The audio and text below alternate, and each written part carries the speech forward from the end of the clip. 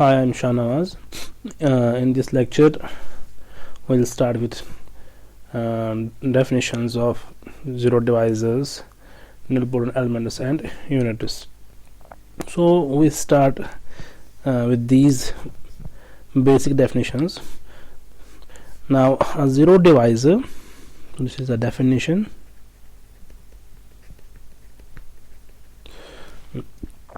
A zero divisor in a ring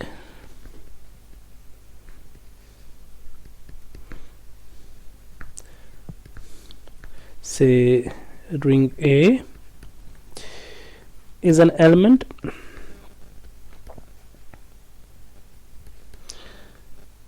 of A, say is an element X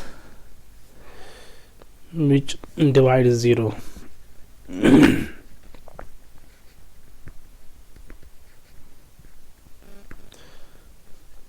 So dividing 0 means that is for which there exists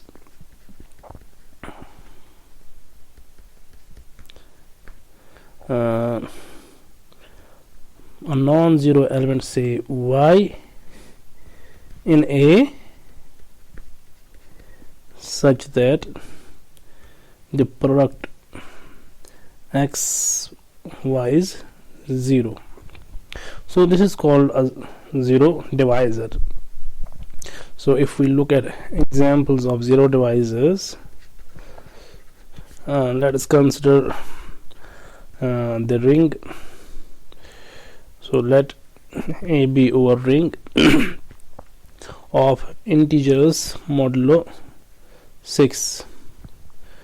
So this contains the elements 0, 1, 2, 3, 4 and 5. So one can see here, so here 2 bar, 3 bar and 4 bar are all zero divisors, since if we look at 2 bar, so for 2 we have 3 such that their product mod 6 is 0. Similarly 4 mod 3 is also 0. So this is an example of a ring which contain zero divisors. Now there are rings which do not contain zero divisors. For example, a ring of integers. The ring of integers does not contain zero divisors. Such rings are called integral domains. So we have another definition.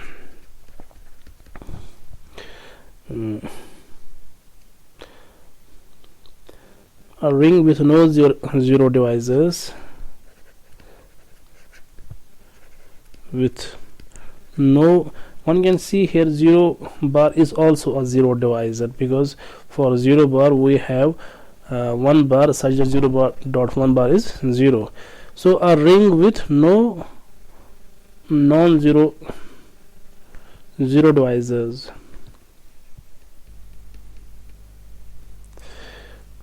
is called an integral domain.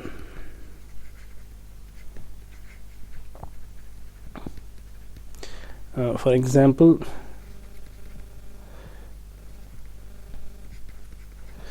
the ring Z of integers, or the polynomial ring say Zx, all polynomials with integer coefficients. So these are the examples of integral domains. Now we have the nilpotents. So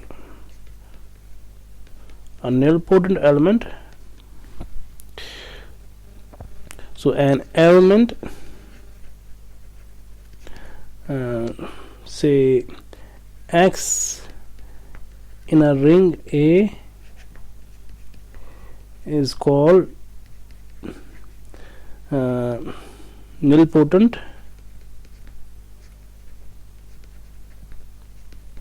if there exists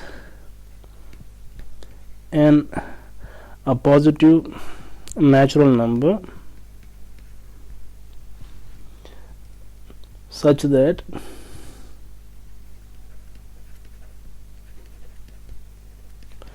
x to the power n is 0 for some. So this n is positive because we consider natural numbers as a set which include 0 as well. So this n is positive.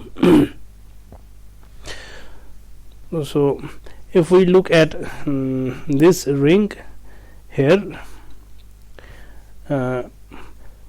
it has no nilpotent elements, because if we look at 3 bar power 1 is 3 bar, 3 power 2 is 3 bar again, 3 bar power any n is 3 bar.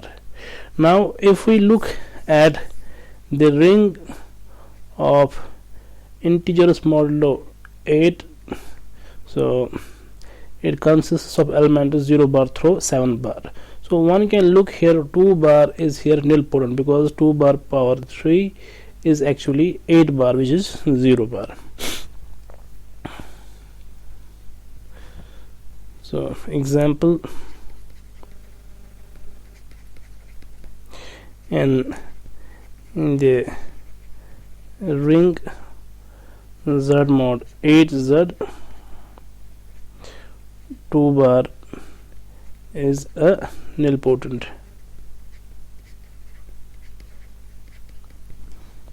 So one may have one may notice here that every nilpotent element is a zero divisor. So this is an observation.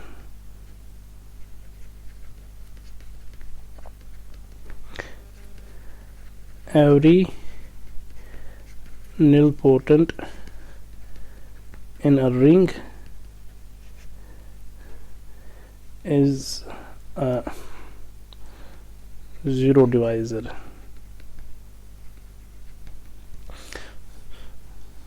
One should note here that if x to the power n is 0, then x to the power 2n is 0 as well. Similarly, x to the power 3n is also 0, but the smallest to such n is called the index of nilpotency. So this is an easy exercise which is left as an assignment. So one should verify this. Now finally we have unitus. So there is another definition, i.e. the definition of a unit. So a unit in a ring A is an element, say x is an element, say x in A, which divides 1. Now this means that an element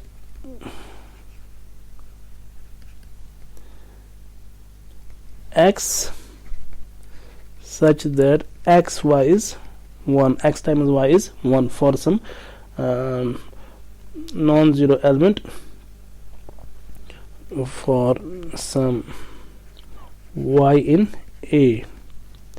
So one can note here the element y is then uniquely determined by x and is written as this y is sometimes written as x inverse. So one should note this here. Now if we look at the unities, all the unities in a ring A, then the set of all unities in a ring A form a multiplicative abelian group and is called the unit group of that abelian that ring.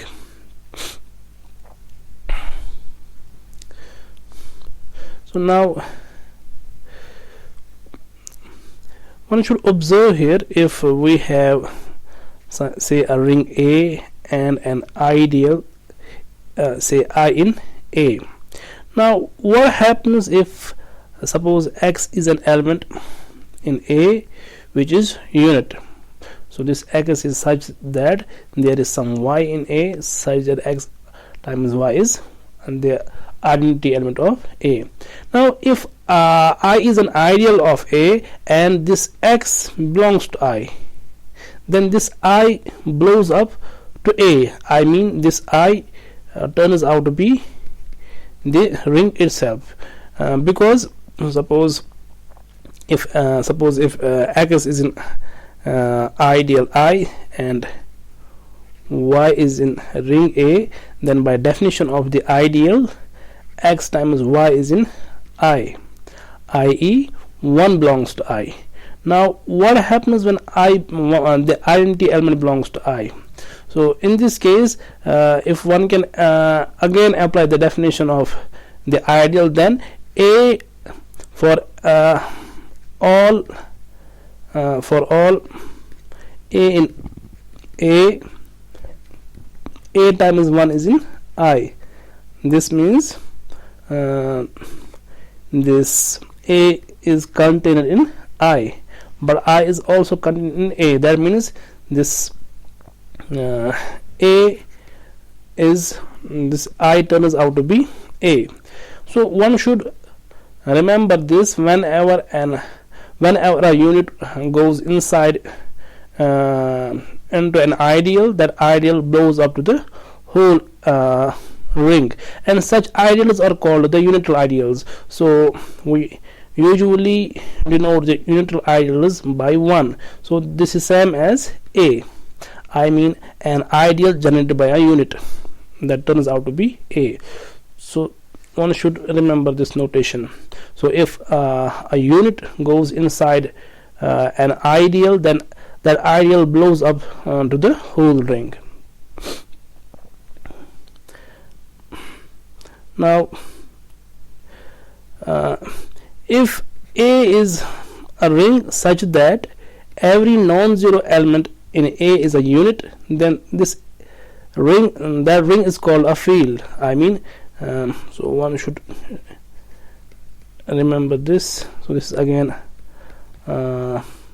this is the definition of a field. So a field is a ring A. Now if this is a ring A, so this ring has to be different from the zero ring. So this ring is non-zero ring. So this is not the zero ring. So a field is a ring A, where 1 is not equal to 0. So this would be better if we replace this condition by 1 not equal to 0. So a field is a ring in which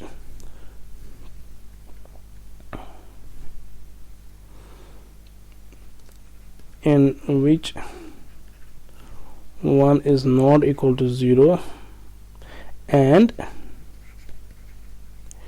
every non-zero element is a unit. So this is the definition of a field. By this condition here we mean A is a non-zero ring. Now there is this proposition. So if let A be a ring, I mean a non-zero ring, let A be a non-zero ring,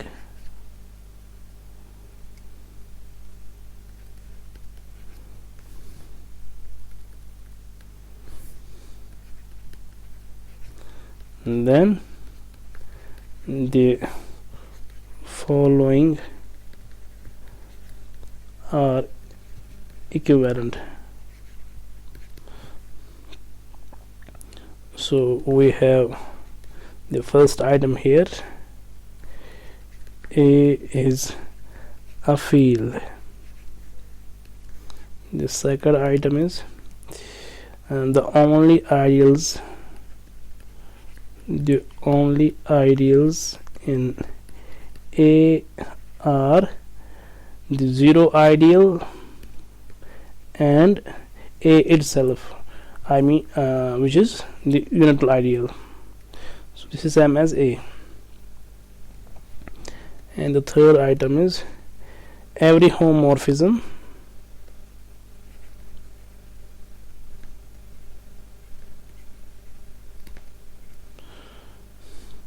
of A into a non-zero ring into a non-zero ring, say B, is injective.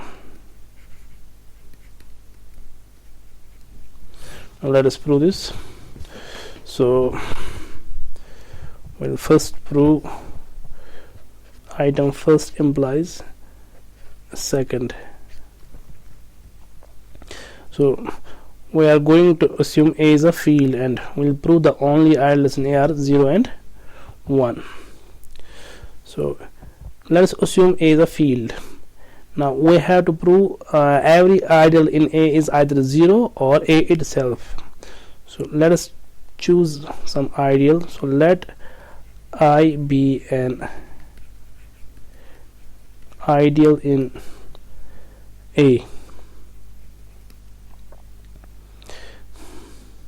So if this I is the zero ideal, then there is nothing to prove.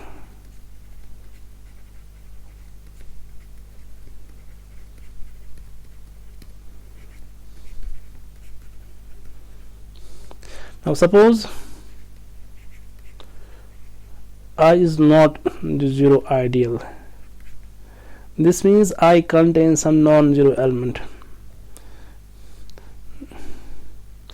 Then I contains a non-zero element, say X in V, in A, I mean. So if I is non-zero, that means there is some non-zero element in I.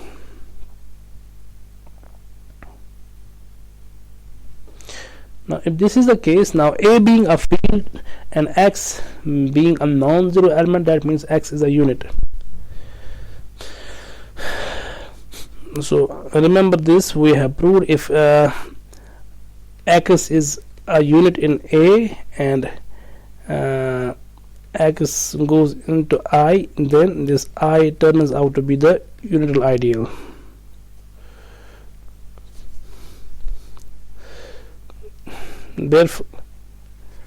Therefore the ideal I is equal to the unital ideal, since X is a unit in A.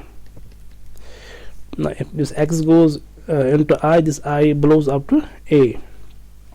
So this proves the item second. Now let us assume the item second is true, and we'll prove the item third is also true. So let us suppose the only ideals in A are the 0 idle and A itself, and we have to prove any non-zero element, every homomorphism of A into a non-zero ring B is injective. So let us pick a homomorphism. So let phi from A to B be a ring homomorphism.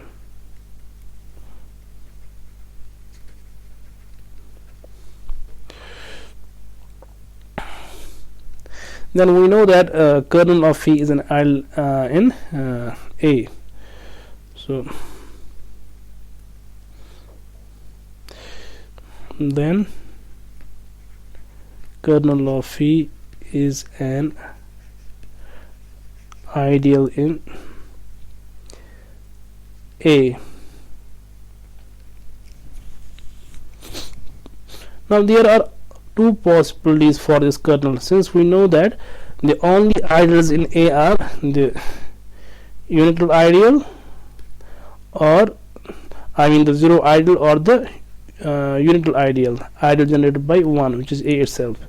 Now kernel of phi is also an ideal of A, but A has only two ideals, so it forces this kernel to be either equal to the zero ideal or to the unital ideal. Now kernel of phi cannot be equal to the unital ideal, so if kernel of phi is the unital ideal, that means this phi, which is a homomorphism from A to B, so this means this phi takes whole A. So if so let us write this down here. So if a kernel of phi is A, then phi takes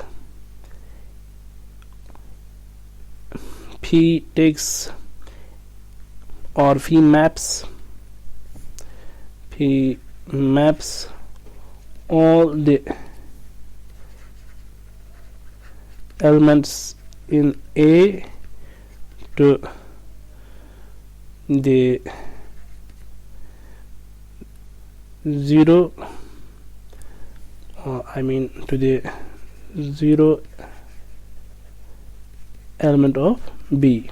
But we have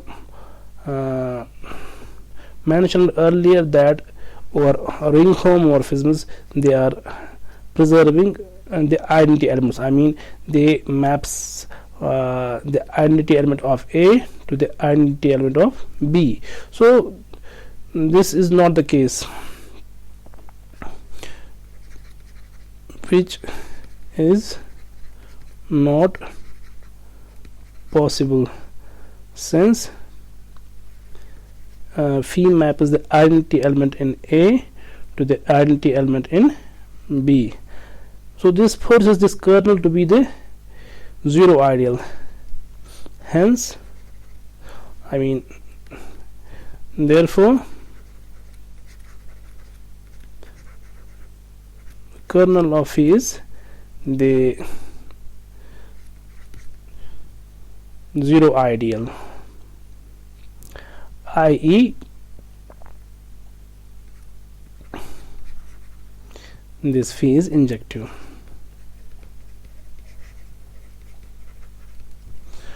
Finally, we have third implies first.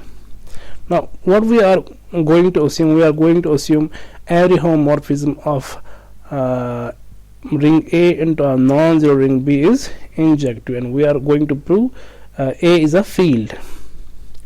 Now to prove A is a field, we have to prove every non-zero element in A is a unit.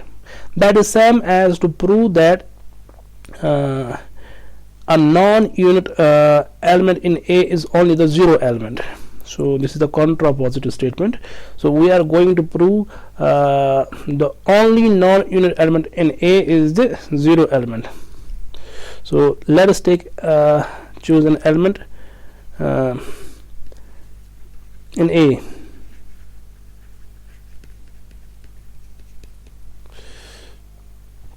So we are going to assume this x is non-unit. So which is a non-unit. Now if we prove this x is 0, then we are done. Let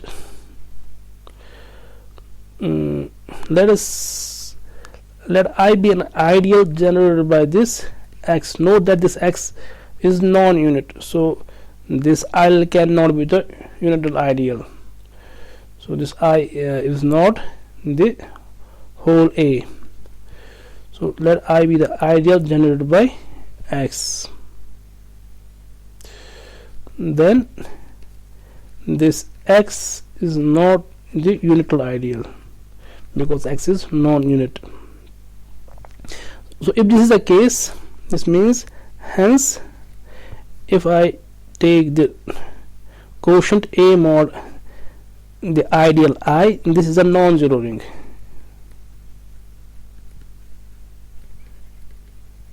Because this I is not equal to A, that is why it's a non-zero ring.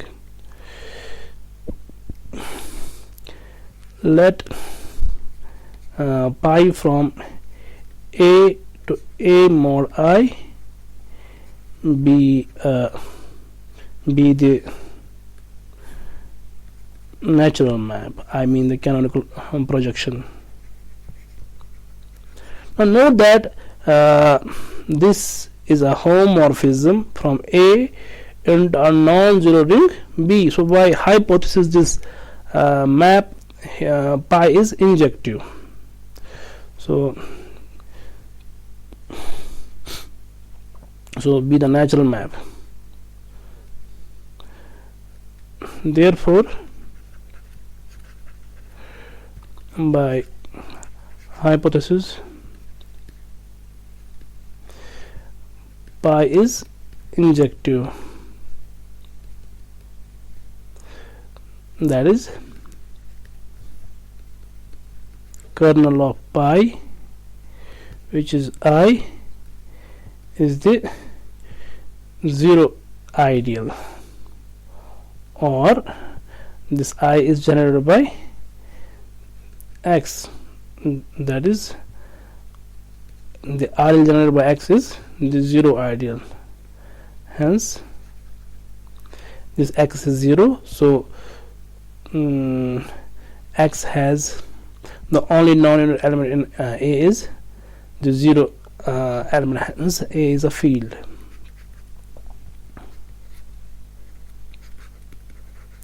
Note here this x, the ideal generated by x is a zero ideal, that means this x is 0.